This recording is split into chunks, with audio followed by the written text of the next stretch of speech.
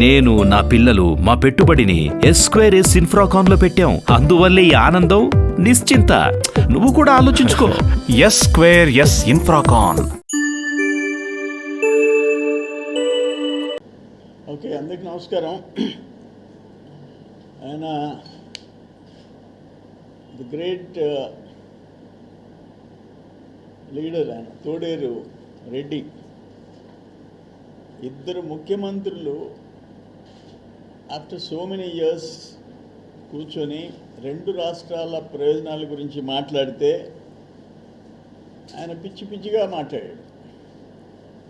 కాకాని గోవర్ధన్ రెడ్డి. నేను ఒకటి క్వశ్చన్ చేస్తుండా. ఒక ఇద్దరు ముఖ్యమంత్రులు అధికారికంగా సమావేశం ఏర్పాటు చేస్తే మంత్రుల టీము అఫీషియల్స్ టీంతో ఆ చర్చల్లో అంశాలు బయట రావా? అది అధికారికంగా ప్రకటన విడుదల చేయరా? మీకు అక్కడ తిరుమల దేవస్థానంలో ఆయన వాటా అడిగాడు. తిరుమల దేవస్థానంలో ఓడరేవుల్లో ఓటాలు అడిగాడు. సముద్ర తీరంలో ఓట అడిగాడు. ఎక్కడ నువ్వేమన్నా టేబుల్ కింద కూర్చొని విన్నావా?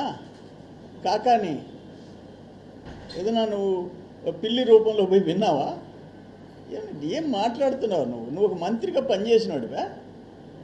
ఒక అధికారిక రెండు రాష్ట్ర ప్రభుత్వాల చర్చలు, ఇద్దరు ముఖ్యమంత్రులు, మంత్రులు, ప్రిన్సిపల్ సెక్రటరీస్, చీఫ్ సెక్రటరీస్. నీకెందుకు ఏడుపు? 5 ఏళ్ళు ఒకరు ప్యాలెస్కి, ఒకరు ఫామ్ హౌస్కి పరిమితమైనారు. ఒకరు ప్యాలెస్, ఒకరు ఫామ్ హౌస్. మీకు ఒకరికొకరు లోపల ఒకరి రాష్ట్రంలో ఆస్తులు ఇంకోటి దోచుకునే దానికి పరిమితమైనారు. మీరు ఒక చంద్రబాబు నాయుడు గారు అంత సీనియర్ మోస్ట్ లీడర్ ఇమ్మీడియట్గా ముఖ్యమంత్రి అయిన నెల రోజులు కూడా కాలే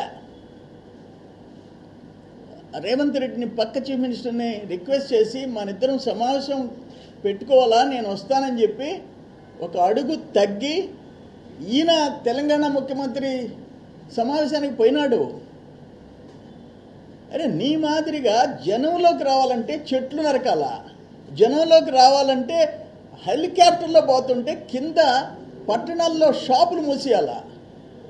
ఒక కర్ఫ్యూ, నువ్వు బయట వస్తే ఒక కర్ఫ్యూ, ఎమర్జెన్సీని మరిపించావు నువ్వు.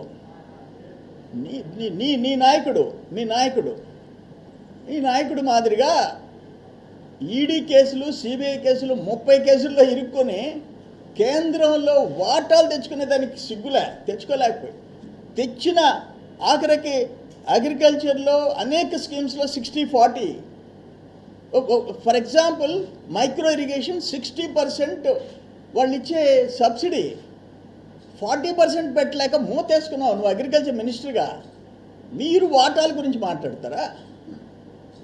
నువ్వు మాట్లాడతావా వాటా గురించి? శాఖ మూసేసినోడివి.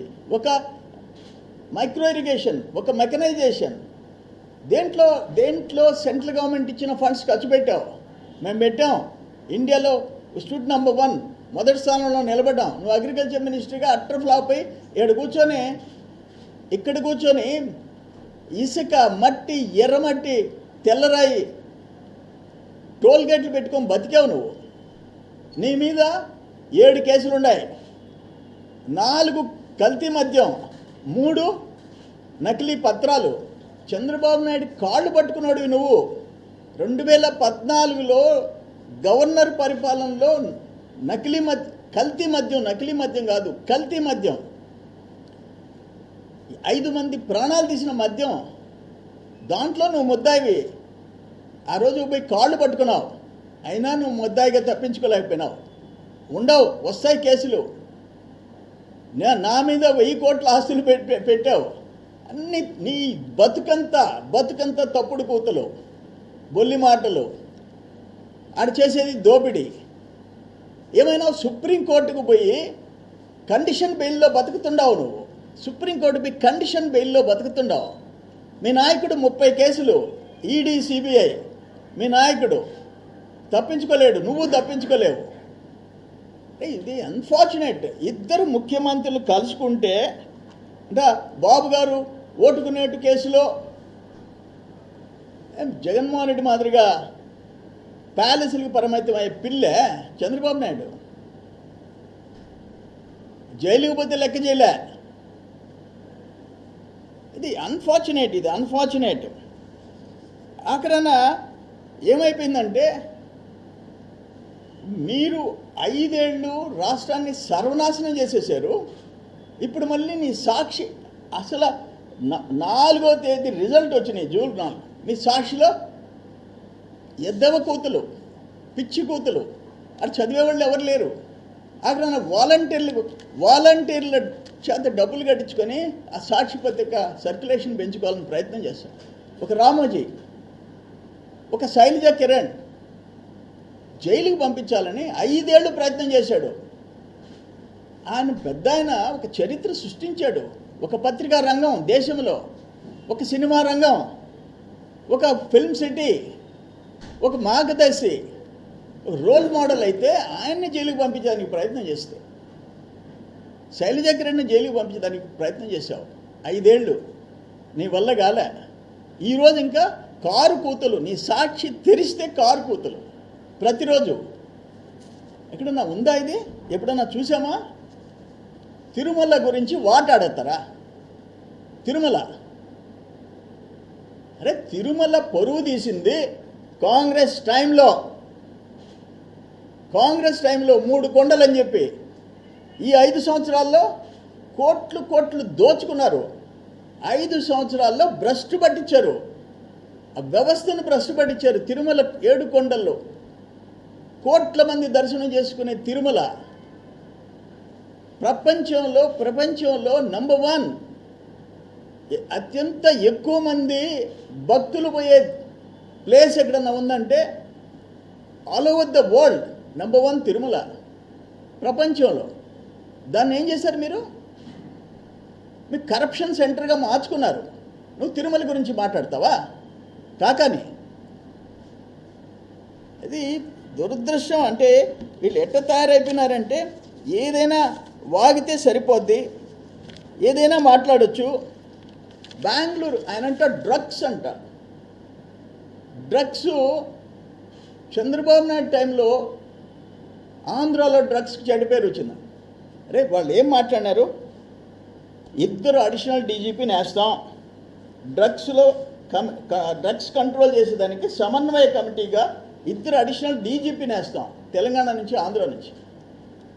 వాళ్ళ బార్డర్స్లో కానీ ఓవరాల్గా కానీ డ్రగ్స్ కంట్రోల్ చేయాలా అని చెప్పి ఒక మంచి నిర్ణయం.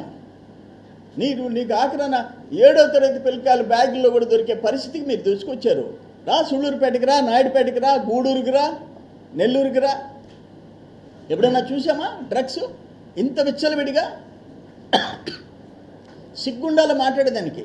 ఇప్పుడు ఏంటంటే ఆయనకి డ్రగ్స్ అని ఎందుకు వచ్చిందంటే, అరే దాని మీద 2 అడిషనల్ డీజీపీలను వేస్తే ఈ రాష్ట్రంలో ఒకరు మంత్రిగా ఉండి, ఒక రేవ్ పార్టీలో మంత్రిగా ఉండి రేవ్ పార్టీలో స్టిక్కర్ దొరికింది, పాస్పోర్ట్ దొరికింది. వాళ్ళు ఏదో కాళ్ళు పట్టుకొని దాన్ని కొంచెం ఆపుకున్నట్టుండవు, కానీ ఆగదు. ఆ భయమా నీకు? రేవ్ పార్టీలో నువ్వు రెడ్ హ్యాండ్గా దొరికింది, నీ కార్ పాస్ దొరికింది. అదేంది జిరాక్స్ కాపీ అంటావు నువ్వు? 2023 సంవత్సరం 2000 సంవత్సరానికి ఒకసారి ఇస్తారు 3 కార్ పాసులు. దాంట్లో 23 2023 పాస్, అది యాజ్ ఇట్ ఈజ్గా వాడుకున్నారు. అది బహుశా ఆ భయంతో కాకాని డ్రగ్స్ గురించి మాట్లాడతాడు. 2 ముఖ్యమంత్రులు, చిన్న బిడ్డలు ఆ డ్రగ్స్తో నాశనం అయిపోతున్నారు వాళ్ళ జీవితాలు అని చెప్పి ప్రత్యేకంగా చర్య తీసుకోవాలని. చెడిపోయింది మీ టైంలో ఆంధ్ర రాష్ట్రం. డ్రగ్స్ ఎక్కడిగా ఉంటే అక్కడ దొరికే పరిస్థితి వచ్చింది. పిల్లల జీవితాలను నాశనం చేశారు మీరు. దాన్ని కంట్రోల్ చేయాలంటే దాన్ని కూడా కూస్తావు నువ్వు. ఇటువంటి మనుషులు. సరే, ఇంకా నీ సంగతి ఒక కల్తీ మద్యం, ఒక నకిలీ పత్రాలు, ఇంకా డాష్ డాష్ డాష్. లాస్ట్ 5 ఇయర్స్లో గోవర్ధన్ రెడ్డి గోవర్ధన్ రెడ్డి కాకాని గోవర్ధన్ రెడ్డి దోచుకున్నవి, సిస్టమ్స్ కొలాప్స్ చేసినాయి. ఒక ఎన్ఆర్ఈజేస్ నుంచి, ఒక ఇరిగేషన్ ఫండ్స్ నుంచి, ఒక ఇసుక నుంచి, ఒక ఎర్రమట్టి నుంచి, ఒక తెల్లమట్టి నుంచి, మట్టి నుంచి ఆగ్రహణ తెల్లరాయి వరకు, అక్కడున్న టోల్ గేట్ల వరకు దేంట్లో వదిలిపెట్టాం, గుర్తుపెట్టుకో. డెఫినెట్గా అనుభవిస్తావు. మీరు చేసిన దోపిడీ, మీరు చేసిన దుర్మార్గాలు, 100 మందిని మా వాళ్ళని సర్వేపల్లిలో జైలుకి పంపించావు. 100 మంది, 1000 మంది మీద తప్పుడు కేసులు పెట్టావు, 1000 మంది మీద పెట్టావు. ఈరోజు అనుభవిస్తావు. ఇప్పటికి ఎంతమంది సస్పెండ్ అయినారు, ఇంకెంతమంది అవుతారు? నీ పాపానికి ఎంతమంది అధికారులు సస్పెండ్ అవుతారు, ఎంతమంది జైలుకి పోతారో చూస్తాం. కమింగ్ 1 year 2 yearsలో చూస్తాం. వదిలిపెట్టే ప్రసక్తిలా. ఏదేమైనా నిన్న 2 ముఖ్యమంత్రులు కలుసుకోవటం మాకు చాలా సంతోషం వేసింది. నేను ట్వీట్లో కూడా పెట్టా. ఇప్పటిదాకా ముఖ్యమంత్రులు ఒకరు ప్యాలెస్కి, ఒకరు ఫామ్ హౌస్కి పరిమితం అయితే ప్రజానాయకులు అనిపించుకున్నారు. చంద్రబాబు నాయుడు గారు, రేవంత్ రెడ్డి గారు ఒక రోల్ మోడల్గా నిలిచారు. దేశంలో రోల్ మోడల్గా. ఆయన కాంగ్రెస్ అని చెప్పి ఈయన ఇంట్లో కూర్చోలే, ఈయన తెలుగుదేశం అని ఆయన ఇన్వైట్ చేయకుండా ఆపలా. వయసులో చిన్నోడైనా చంద్రబాబు నాయుడు నేనే వస్తా, మా రాష్ట్ర సమస్యలు ఉన్నాయి, 2 రాష్ట్రాలు తెలుగు వాళ్ళ రాష్ట్రాలు, వాటిని పరిష్కరించుకొని 2 రాష్ట్రాలు ముందుకు పోవాలని ఒక మంచి మెసేజ్ ఇచ్చాడు చంద్రబాబు నాయుడు గారు. దాన్ని చూసి అభినందించాలా. ప్యాలెస్లో కూర్చునే వాళ్ళకి ఏం తెలుస్తుంది ప్రజల కష్టాలు? ప్యాలెస్లో చెట్లు నరకాలా, షాపులు ముయ్యాలా, ఒక నియంత బతుకు నీది. పాపాలు చూపించావు ప్రజలకి జగన్మోహన్ రెడ్డి. నువ్వు ఇప్పుడు ఆయన ఒక ఈ ముఖానికి అసలు అది కూడా తెలీదు. ఆ వివరాలు, ఆ నోట్ అంతా సాక్షి పేపర్ నుంచి వచ్చింది, అక్కడి నుంచి సజ్జల కుమారుడి దగ్గర నుంచి వచ్చింది. దాన్ని చదువుతా కూర్చున్నాడు 1 గంట సేపు కాకని. కానీ దీన్ని తీవ్రంగా ఖండిస్తున్నాం. నేను చెప్తుండా, ఇంకా నోరు పారేసుకుంటే, బాబు గారి మీద నువ్వు నోరు పారేసుకుంటే నిన్ను వదిలిపెట్టే ప్రసక్తిలా. చాలా గొప్ప సందేశం ఇచ్చాడు ఆయన. తోడేరు రెవెన్యూ విలేజ్, మీరు అడిగారు కాబట్టి చెప్తాను. తోడేరు రెవెన్యూ విలేజ్ ఓ 18 ఎకరాలు, ఒక అట్లీస్ట్ పంచాయతీ ఏదో 2 ఎకరాలు చూపించుకొని, పంచాయతీ అప్రూవల్ లేదు, ఒక కన్వర్షన్ లేదు, ఒక నుడా అప్రూవల్ లేదు. ఆగ్రహణ ఒక మ్యాప్ రిలీజ్ చేశారు, మ్యాప్ లేదా?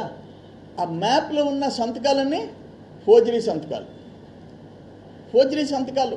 అది వాళ్ళు పోయి కేసు పెట్టారు, నుడా వాళ్ళు పోయి కేసు పెట్టారు. దానికి చంద్రమోహన్ రెడ్డి నువ్వు అల్లీపురంలో అంటే, నువ్వు మంత్రిగా ఉండి అల్లీపురంలో నువ్వు ఎందుకు చర్యలు తీసుకోలేదని అడుగుతున్నాడు నన్ను. అంటే అల్లీపురం మంత్రి కాదు నువ్వా? తోడేరుకే మంత్రా? మంత్రి ఫర్ తోడేరు, అల్లీపురం నేను మంత్రా? సిగ్గుండబడలే? అల్లీపురం లేఅవుట్లో హైకోర్టుకు పోయినోడిని నేను, పిల్లేసినోడిని నేను, ఇంకా కంటెంప్ట్ ఆఫ్ కోర్ట్ వేసినోడిని నేను. నీ మాదిరిగా క్యాష్ లెక్క పెట్టుకునేవాళ్ళని కాదు. నీ పంచాయతీలో అంత ఘోరమైన కేసు నిన్న డిఎస్పీ ఎక్స్ప్లెయిన్ చేశాడు ప్రెస్ కాన్ఫరెన్స్ పెట్టి. ఒక మ్యాప్ కింద నుడా అప్రూవల్ సంతకాలు, డైరెక్టర్ సంతకాలు, అధికారుల సంతకాలు. అరే రెడ్ హ్యాండెడ్గా దొరికేవయ్యా, సిగ్గుతో తలదించుకోవయ్యా తోడేరెడ్డి. అల్లిపురం నన్ను అడుగుతావా? 2019లో అంట ఆయన ఎంక్వైరీ చేశాడంట, వాటి మీద యాక్షన్ తీసుకుంటే సెక్రటరీలు ఉద్యోగాలు పోతాయని చెప్పి గమ్ముకున్నాయంట. అంటే నువ్వు రిలీజ్ చేసావు ఒక లెటరు. ఏ ఊర్లు? పలుకూరు. సర్పంచ్ ఎవరు? ఒకే 2018, 16 సర్పంచ్ ఎవరు? ఎంపీపీ ఎవరు? జడ్పీటీసీ ఎవరు? ఎమ్మెల్యే ఎవరు? మంత్రి ఎవరు? అంటే నేను వచ్చి నీ పొదలకూరు సామ్రాజ్యంలో సర్పంచుల చేత, పంచాయతీల చేత, అధికారుల చేత నేను సంతకం పెట్టించానా? ఏం చేస్తున్నావు? 5 ఏళ్ళు యాక్షన్ తీసుకోకూడదా? సిగ్గుండబడలే? అంతే. ఒక ఎమ్మెల్యే జైల్లో ఎవరైనా కలవాలనుకుంటే ఏమి నిబంధనలు ఉన్నాయో దాని ప్రకారమే జగన్మోహన్ రెడ్డి ఈరోజు ఎమ్మెల్యే. ఇప్పుడు ఏదో చెప్పారు, ఇప్పుడు ఒక టాక్ వస్తుంది, ఆయన అసెంబ్లీలో ఈ 164 మందిని చూసి ప్యాంట్లు తడిసిపోతున్నాయి ఆయనకి, అందుకని వదిలేసి ఢిల్లీకి పోతా అంట. అది రిజైన్ చేసి ఎమ్మెల్యేగా ఎంపీగా పోతాడని వస్తుంది. ఆయన తమరు జైలుకి పోతే మళ్ళీ ఇప్పుడు చెట్లు నరకన్నా? ఇప్పుడు ఆయన జైలుకి పోయి చూసేదానికి పోతున్నాడు పిన్నెల్ని. చెట్లు నరకాలన్నా? నరికించలేదన్నా? షాపులు మూయించలేదన్నా? ఎందుకు అంత బాధ? జగన్మోహన్ రెడ్డి వస్తే నెక్స్ట్ టైము ఇప్పుడు ఈయన కాకాని కూడా పిన్నెల్లికి తోడుగా పోతున్నా అంటే జైలుకి తొందరలో. అప్పుడు వచ్చి చూడమను జగన్మోహన్ రెడ్డిని. అప్పుడు కావాలంటే చెట్లు నరికించి మొత్తం షాపులన్నీ మూయించి బ్యారికేడింగ్ చేయించి చేస్తాం. రమ్మనండి జగన్మోహన్ రెడ్డిని.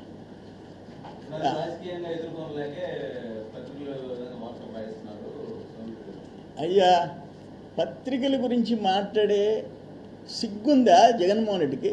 పత్రికల గురించి మాట్లాడతావా? నీ సాక్షి పత్రిక ఎంత బరి తెగించి రాసిని. ఈరోజు బండేపల్లి కెనాల్, సర్వేపల్లిలో బండేపల్లి కెనాల్ నేను శాంక్షన్ చేయించా. 24 కోట్లు, 5 కోట్లు పని జరగలే. మా టైంలో 2-3 కోట్లు పని జరిగింది, నువ్వు ఆపేశావు. 17 కోట్లు సోమిరెడ్డి జోబిలోకి అని రాశాడు. 5 ఏళ్ళు ఏం చేస్తున్నారు? సోమిరెడ్డి జోబిలోకి మా టైంలో 2019లో సోమిరెడ్డి జోబిలోకి అని రాశాడు సాక్షి. ఏం చేస్తున్నావు? సిగ్గులే రాసేదానికే? అసలు పనే జరగలే. 17 కోట్లైంది సోమిరెడ్డి జోబి. అటువంటి ఎన్ని వార్తలు రాయించారు నా మీద, ఎన్ని వార్తలు. ప్రెస్ కాన్ఫరెన్స్ పెడితే, ఆనందయ్య ముందు ప్రెస్ కాన్ఫరెన్స్ పెడితే నాన్ బెయిలబుల్ సెక్షన్ పెట్టారు. దొంగతనం ఫోర్జరీ పెట్టారు. 7 ఏళ్ళు శిక్ష పైన పెట్టారు.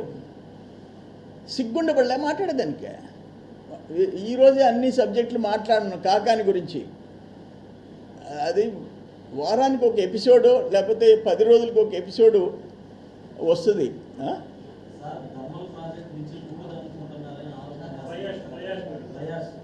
ఫ్లయాష్ అయ్యా, ఒకటే నా మీద ఆయన ఆరోపణ 1000 కోట్లు చూపించమను. మీరు అడిగారా ఎప్పుడన్నా? ఒక్కసారి ఏందయ్యా చంద్రమోహన్ రెడ్డి 1000 కోట్లు ఇంకా చూపించకుండా ఉండవు, నువ్వేం మంత్రి అని అడిగా ఎప్పుడన్నా? ఇప్పుడు నేను ఫ్లై యాష్ చూపించేదానికి ఎన్ని సంవత్సరాలు అయిపోయింది నా 1000 కోట్ల కోసం? సింగపూర్, మలేషియా, హాంకాంగ్, నేను అంత బాధపడుతున్నాను. అది చూపించమను. అడిగితే నాకు నా 1000 కోట్లు చూపించమనవా? నేను